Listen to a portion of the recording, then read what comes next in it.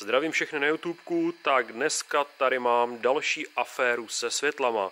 Konkrétně se jedná o Subaru Forester, kterého trápí levé potkávací světlo. Teďka už mám auták aktivovaný, mám puštěný klíčky a nejdřív si ukážeme, co auták dělá a nedělá. Čili tady vidíme, že pravý světlo potkávací normálně svítí. Jedná se o xenonové světlo, čili s výbojkou. Čili to krásně svítí a když se přesuneme do levé části, tak vidíme, že svítí pouze parkovačka. Tady s tím problémem se majitel už chvilku potýká, zkoušel pár oživovacích procedur bezvýsledně, takže to nějakým stylem zase skončilo u mě a podíváme se na to, jak takovejhle problém diagnostikovat.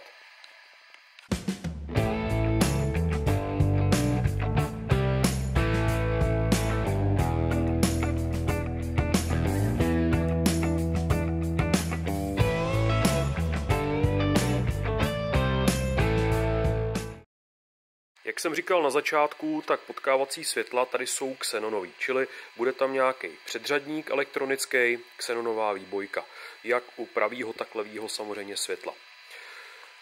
Další důležitá věc je ta, že majitel zjistil, že se přepaluje stále a dokola pojistka o hodnotě 15 A, já teda pustím čelovku, ať je to trošku víc vidět, která se nachází v pojistkové skřínce v motorovém prostoru. Tady ta žlutá, mělo by to být teda, jo, asi ji někdo měnil, ale dle popisu pojistek v krytu, tak by tam měla být teda 15 pro pravý světlo, tak stejně i pro levý světlo, který řešíme. A ta pojistka prostě a jednoduše, když majitel pustí světla, tak ta pojistka okamžitě praskne.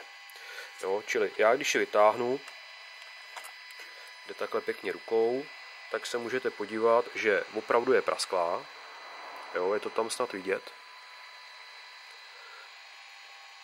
A ještě, aby to bylo úplně autentický, tak já teda pro vás obětuju ještě jednu pojistku, abyste viděli, že opravdu, když se tam strčí, tak hnedka praskne.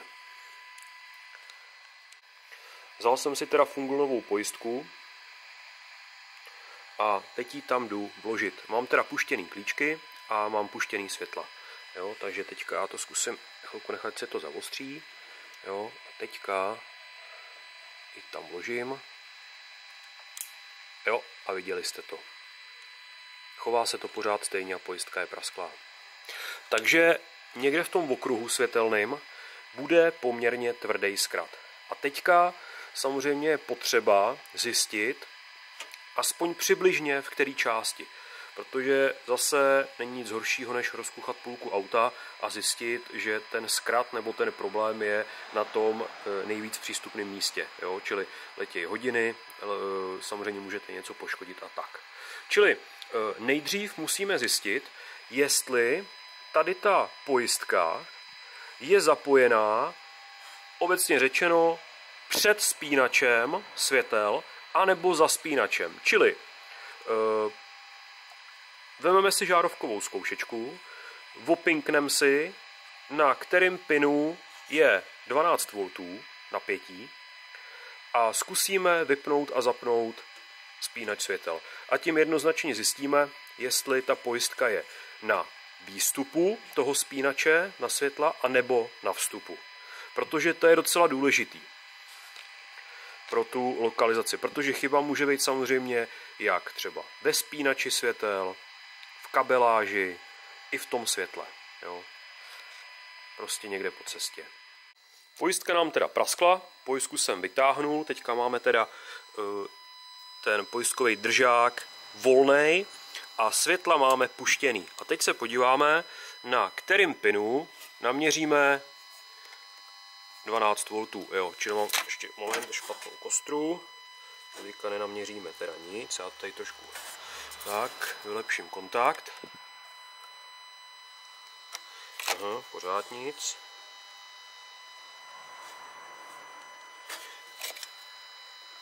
jo, už je to dobrý, Tak, čili na levém pinu máme napětí, na pravém pinu nemáme nic. A teďka půjdu vypnout světla, nechám puštěný klíčky a uvidíme, jestli nám ta žárovka zhasne nebo ne. Čili vypnu světla a tím jednoznačně vyzkoušíme, jestli se jedná o výstup nebo vstup do toho spínače. Tak. A teďka nám žárovka nesvítí. Teď nám nesvítí, takže jednoznačně můžeme říct, že se jedná o výstup toho spínače a to už nám dost naznačuje, čili nemusíme hledat chybu před tím spínačem. Tam to evidentně bude všechno správně. Jo? Tak. No a co dál? Teďka víme, že výstup té pojistky by měl vést přímo do toho levého světla.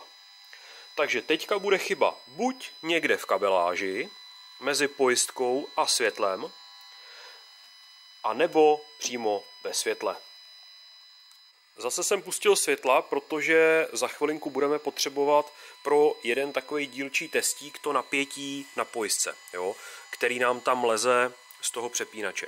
Takže to, že ta pojistka nám praskne, znamená, že někde musí být nějaký poměrně tvrdý zkrat na kostru. Takže když si teďka vezmeme žárovkovou zkoušečku, připojíme si jeden pól té žárovkové zkoušečky na plus, jo, to mám tady teda takhle na sladkou, protože mě před pár dněma upadnul krokodýlek a ještě jsem ho tam prostě nevrátil nazpátek, tak to mám takhle prostě na sladko jenom dalším krokodýlkem připinknutý. Profi řešení.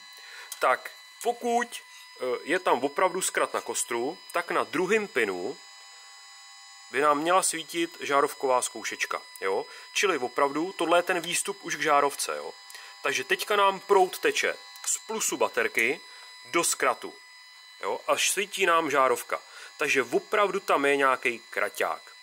No a teďka my si tam můžeme nechat tu žárovkovou zkoušečku takhle připinknutou a dalším jednoduchým postupem můžeme zjistit, jestli je chyba v kabeláži nebo ve světle. A to tak, že jednoduše odpojíme konektor od světla.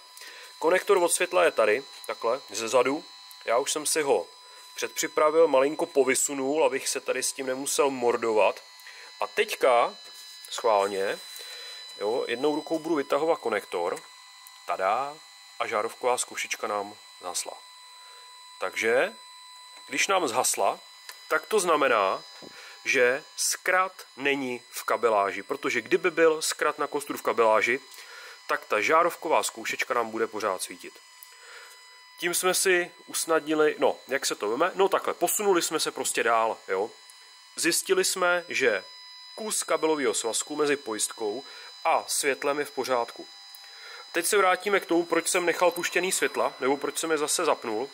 Můžeme to vyzkoušet opět pojistkou, jo, názorně. Když vytáhneme žárovkovou zkoušečku a vrazíme teďka s vytaženým konektorem, teďka máme konektor odpinknutý od světla, vrazíme tam pojistku, tak už nám nepraská, jo. Takže kabelový svazek by měl být v pořádku a teďka, když bychom ten konektor připinkli zase do světla, tak by nám asi zase praskla. To už dělat nebudeme, protože už tady mám dvě a ještě jednu za mnou, 3 prasklí, jo, protože samozřejmě jsem to potřeboval vyzkoušet, no prostě materiální škody prostě existují, prostě jsou, jo, takže musíme se asi soustředit přímo na to světlo. Jak jsem říkal na začátku, v tom světle je xenonová výbojka, je tam nějaký předřadník, jo, a podíváme se, asi to světlo bude muset ven, podíváme se, jak to tam vůbec vypadá. Třeba tam je něco jenom proklepaného na kostru, třeba bude problém v předřadníku. Čert ví, jo. Každopádně tady vidím, že to je nějak teda dost nasladko přidělaný, tady přední maska, jo, evidentně už v tom někdy někdo byl. Tady občas takhle je vidět, že se objevuje nějaký kábel, který vede od někud nikam. Tady nějaký kábel, který taky vede od někud nikam. podezřelé se ty kábly točej kolem toho předního světla. Uvidíme, co najdeme vevnitř, až prostě jednoduše to světlo demontuju, jo? Ale každopádně chyba by podle mýho neměla být v kabelovém svazku až do tady toho konektoru ke světle. Takže já jdu zjistit, jak světlo vyndat ven. Světlo mám venku, drželo teda na 3 šroubkách, teda víceméně na 2, protože místo jednoho šroubku byla použitá faseta tady nahoře, čili jeden šroubek byl přístupný a druhý šroubek byl pod maskou, takže jsem musel tu masku trochu poposadit, jo, ale nějakým stylem to prostě šlo, nic neprasklo, jo, takže světlo je venku. A teď se podíváme na to, jak světlo potestit. Jo. Každopádně na tom světle vidíme nějakou i kabeláž, jo, čili podíváme se teďka na to, tady jo, i ve spodní části už můžete vidět tu. Já teďka to nechci nějak odřít, čili musím si po to něco dát, ale tady s tím chladičem, tak to bude předřadník pro tu xenonku, xenonovou výbojku, jo, takže provedeme si testíky, který by snad mohli nějakým stylem odhalit příčinu, proč nám praská ta pojistka. Tak. Jak postupovat dál? Takže pojistka se vypálí v okamžik, kdy pustíme tlumený světla, což jsou xenonové výbojky. Takže první test, který můžeme udělat, je, že odpojíme konektor od předřadníku pro xenonku a vyzkoušíme, jestli nám bude žárovička v pojistkovém pouzdře svítit nebo ne. Pokud nám bude svítit ta žárovková zkoušečka, tak pravděpodobně je problém někde v kabílku mezi hlavním konektorem a konektorem xenonky. Pokud svítit nebude, tak ten kabel je v pořádku, není proklepaný nikde na kostru, protože samozřejmě tady ty evidentně černý vodiče budou kostry a někde i tady v tom svazku to může být spojený, jo. Prostě nějakýma vibracema se ta izolace proklepá, jo. Ale tady tím jednoznačně vyzkoušíme, jestli ten kábel je v pohodě a nebo jestli nám v uvozovkách rozsvěcí tu žárovkovou zkoušečku ta výbojka, jo. Takže já to tam jdu předpřipravit, oni teda Japonci tady samozřejmě šetřili každý centimetr káblu, takže musím to světlo zase částečně vrátit nazpátek, jo, ale teďka teda mám odpojený konektor a vyzkoušíme si test. Konektor mám zapojený a žárovková zkoušečka nám nesvítí, takže kabel až k jednotce xenonu předřadníku je v pořádku, není proklepaný na kostru. Teďka zkusím tady v tom stavu připojit ten konektor, on tady, jo, tady vykukuje, jo, tady ho vidíme. Jejda pána, ještě aby to spadlo. Tak já ho tam připojím do jednotky xenonu, do předřadníku. Tak, je tam.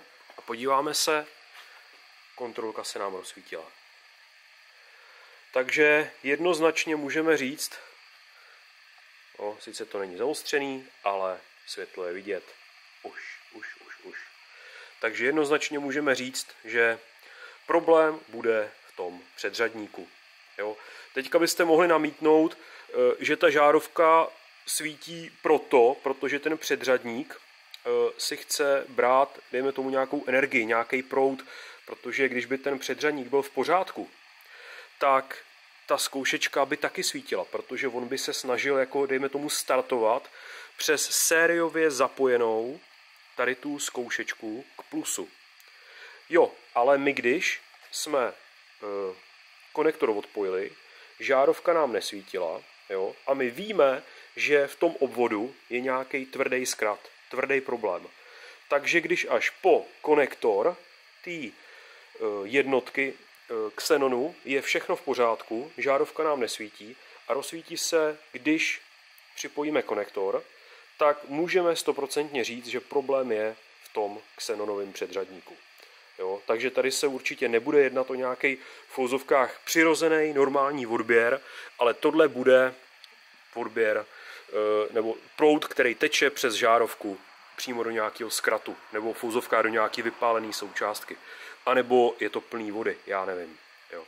Takže uvidíme, jo. Zkusím ten předřadník poddělat, jestli vůbec se dá rozdělat, jestli se nebude dát rozdělat, tak tady prostě nebude jiná varianta, než prostě sehnat nějaký jiný. Jo, ale uvidíme. Neměl jsem to nikdy u tady toho autáku, nebo typicky u takového japončíka rozdělaný, takže uvidíme, jak to tam bude vypadat. Povolil jsem 3 šroubky, jednotka se dala poměrně jednoduše vyjmout. Jo, tady z vnitřní strany vidíme už výstup, který vede někam k té xenonové výbojce, tady kousek vosy nějaký. Jo, ale každopádně na první pohled to nevypadá zevnitř, jo, nějak drasticky, je tady pěkný okroužek, pěkný těsnění, to je krásně neporušený, čili voda v té vnitřní části určitě není, ale samozřejmě nevíme, co je vevnitř tady té jednotky. Jo. Takže udělám asi to, že udělám ještě tady ten šroubek, odpinknu konektor, jo, tady se podívám, jestli kolem toho konektoru nebude vidět, jestli tam není nějaká voda, vlhkost, jo, nějaká oxidace. Samozřejmě podívám se na to podle nějakého výrobního čísla. Tak když se podíváme na štítek, tak part number, NZMIC a tak dále, jo, tak podle nějakého tady toho kódu zkusím někde zjistit, kolik stojí tady ta jednotka, jestli se dá vůbec koupit. Když to bude nějaká nízká částka, tak třeba ani se nebudu pokoušet to otvírat, i když samozřejmě možná zvědavostně nedá, jo, ale každopádně vyhodnotím, jestli teda tady to rozdělávat nebo ne. Jo. Takže já jdu na to, jdu pokračovat a ukážem si dál. Ještě můžeme udělat jedno ověření, jestli opravdu je chyba tady v té jednotce, a to čistě a jednoduše test elektrického odporu vstupu. Tady máme tu jednotku, co se týče konektoru, poměrně jednoduchou, prostě tam vede jenom plus a minus, takže přepneme multimetr na měření elektrického odporu. Jo, tady už mám teda připinknutý krokodýlkem jeden pin. Jo, a tady třeba to bude držet, jo, když to nastavím. Tak, jo, a dotknu se opatrně, hlavně aby se nám ty 2 krokodýlky nespojily. Dotknu se toho druhého. Jo, a vidíme 0,1 ohmu. Jo. Klidně ještě pustím čelovku, ono to tam docela stíní, jo, aby to bylo teda vidět, že tam fakt se nedotýkám. Jo, čili tak. Jo, je tam mezera. Tak, a vidíme 0,3 ohmu. Takže ta jednotka je v tvrdým zkratu. Takže tady to je původce toho, že to světlo nesvítí. Jo? Čili po výměně, když by člověk chtěl řešit tu opravu nějak extrémně rychle, měl by v šuflíku tady tu jednotku novou nebo použitou, ale funkční, tak po výměně prostě by to mělo šlapat. Jo? Tak já jsem teda už malinko prostříknul tady ty šroubky. Jo? Nechám chvilku působit VDčko a jen tak cvičně vyzkoušíme, jestli bude možný se do té jednotky dostat. Jo? Popravdě jsem ještě teda nekoukal, na co tato jednotka přijde, ale prostě, jak jsem říkal, zvědavostně nedá, musím to asi otevřít. Je prostě špatná, horší to být nemůže, maximálně se do ní nedostaneme, jo, ale vyzkoušíme to otevřít a uvidíme.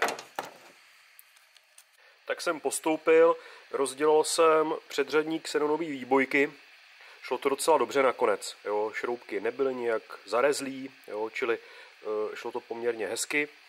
Jednotku jsem rozdělal a tady už vidíte, co na mě vykouklo. Celý tišťák je zalitej v zalejovací hmotě, což prostě a jednoduše veškerý servis strašně komplikuje, protože ta zalejovací hmota jde hodně těžko odstranit, jo, tady to vidíte, že už jsem teda se trochu pokoušel, jo, ale každopádně to vždycky, když vidím tu zalejovací hmotu, tak mě to opravdu teda aspoň mě osobně od nějakého dalšího postupu silně odrazuje, protože za prvý tím, když odstraňujete tu hmotu, můžete poškodit tištěný spoj, jo, můžete například i třeba odďoubnout omylem i nějakou třeba SMDčkovou součástku. To všechno se může stát. Takže já jsem zvolil, když jsem teda otevřel tu jednotku, tak jsem zvolil takový postup. Říkal jsem si, ta jednotka je v trvalém zkratu. To, když je v trvalém zkratu, tak může způsobovat několik věcí. Například ta, řekněme, nejjednodušší varianta, a to je proražený transil na vstupu té obecně jednotky, toho předřadníku. Takže jsem si říkal, omezím se pouze na to, že odďoubu vstupní část té jednotky, toho předřadníku, najdu transil, čili ochranný napěťový prvek, čili součástka, která vám ochrání tu danou komponentu proti nějakému přepětí, čili ten transil, když na svém vstupu bude mít napětí větší než nějaký prahový pro ten transil, tak ten transil se začne otevírat a vlastně tím otevíráním limituje napětí dál do té jednotky. Jo. Přičemž když dojde k nějakému tvrdšímu přepětí, tak ten transil už nedokáže to teplo vyzářit, přehřeje se a trvale se sepne do zkratu. Což jsem si říkal, že by možná byla varianta tady té naší chyby, že je ta jednotka v trvalém zkratu. Samozřejmě tady k tomu proražení může dojít určitě tím přepětím, ale každopádně každá součástka má nějakou pravděpodobnost v uvozovkách své volné chyby, kdy ta součástka může odejít, i když k tomu nemá žádný důvod, což jsem si říkal, že určitá šance, že by ten transil byl poškozený, prostě že by byl proražený, tak tady určitě je. Takže jsem to odďoubal v té vstupní části, našel jsem transil, je to tady ta kostička s označením ST70-27F, jo, jestli dobře čtu. Tak a provedl jsem test toho tranzilu. Podle katalogového listu jsem zjistil, která nožička nebo který piny jsou právě ty aktivní, protože jsem zjistil, že jedna nožička vůbec není zapojená v té vnitřní struktuře. Takže jednu nožičku jsem odpájel, je to teda prasácký, tak když se na to podíváte, ale to je vlastně v tuhletu chvíli úplně jedno. Ta je na volno a ten tranzil jsem změřil. Ten tranzil se tváří být v pohodě, ten tranzil není ve zkratu a jednoznačně z toho vyplývá, že chyba tady v tom předřadníku je někde dál. A tady v tu chvíli si člověk musí určit nějaký časový a finanční hranice, čili samozřejmě podívat se, jestli ta jednotka se nedá sehnat nová, kolik stojí, přibližně jak dlouho mě bude trvat oddělat nebo odškrábat tady tu zalévací hmotu a jestli je efektivnější se pouštět do opravy nebo ne. Tady jsem si prostě řekl na rovinu, buď to bude v tom tranzilu, nebo ne. Jo. Když ano, tak se tranzil vymění, když ne, tak prostě už nebudu pokračovat dál, protože ta rentabilita by nebyla úplně zaručená. Jo. Takže já už jsem teda koukal na tyhle ty jednotky, jestli se dají se koupit, stojí takhle něco mezi 1000 a 2000 korun, jo, čili kolem 15-16 stovek, jenom říkám, prolítnul jsem to, nevím, jestli byly použitý nebo nový, jenom co na mě Google vychrlil, tak nějaký takovýhle cenovky, což si myslím, že není vůbec špatná cena, protože než bych tady to odďoubal, než tam našel chybu, teďka třeba po výměně té součástky, třeba nějakého tranzistoru v tom koncovém stupni předřadníku, by se to mohlo opakovat třeba brzo znova, jo, a nebudu se pouštět dál. Jo. Takže aspoň jsme to zkusili, ukázali jsme si, co by mohlo být příčinou, ale tou příčinou to teďka nebylo, takže já to zase dám dokupy. Tohle to je teda jednotka, která je vadná, nebude se opravovat a já jdu teda schánět nějakou jinou.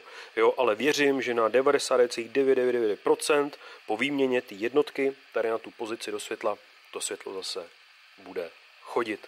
Jo, takže takhle bych uzavřel tu bastlící část, jo, a doufám, že jednotka brzo přijde, vyměním to a uděláme si testík, jestli všechno dobře funguje.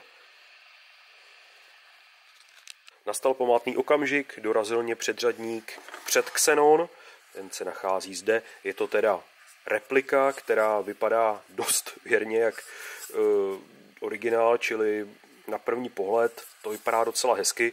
Samozřejmě to, že to vypadá hezky, neznamená, že to bude dobře fungovat, takže vyzkoušíme, jestli to funguje, ale jako co jsem to porovnával, rozměry, jo, tady ten okroužek, všechno to vypadá dobře. Ještě jsem ho teda neskoušel ve světle, doufám, že to tam bude dobře sedět.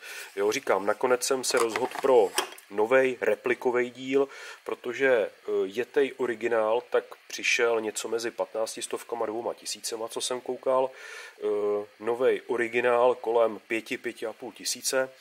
A tady ten replikový nový díl tak přišel do 1500. Jo. Takže já si myslím, že to stojí za toto vyzkoušet. Nevím jak vy, když tak mě pište do komentářů, ale já jako nemám vyloženě špatnou zkušenost s takovýhlema replikovýma dílama. Jo. Prostě teďka nevím, kdy naposledy jsem něco takového reklamoval, že by to nechodilo vůbec, nebo že by to přestalo chodit nějak brzo.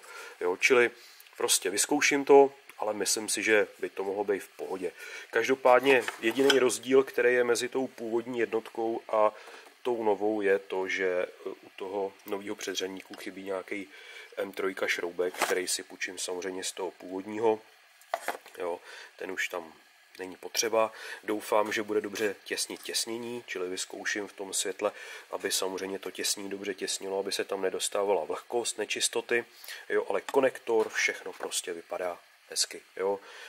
Ten předřadníček přišel poměrně v hezkém balení, vypadá to jak v nějakém ESDčkovém pytlíčku, i když na tom teda ESD není napsaný, vyznačený, tak ale vypadá to jako ESD pytlíček. Jo, a uvidíme, jak to bude chodit. Takže já jdu na montáž, jdu to tam opasovat a vyzkoušíme si, jestli všechno chodí a jestli nám samozřejmě přestane praskat pojistka. Na první pohled to zatím pořád vypadá, že všechno pěkně sedí, jo, čili konektůrek je na místě, šroubeček, jo, a říkal jsem si hlavně, aby těsnil ten okroužek, jo, aby tam nezatejkalo, jo, ale každopádně tady vidíme, si to je vidět, že předřadníček si tam jako sedne, ale musí se na něj zatlačit, jo, takže vypadá to, že okroužek pěkně táhne. Takže usadíme, jo, aby si to sedlo pěkně na místo, umrknu to ještě, aby nikde nebyl okroužek skříplej, ale všechno to pěkně sedí, jo, čili opravdu rozměry tam jsou super.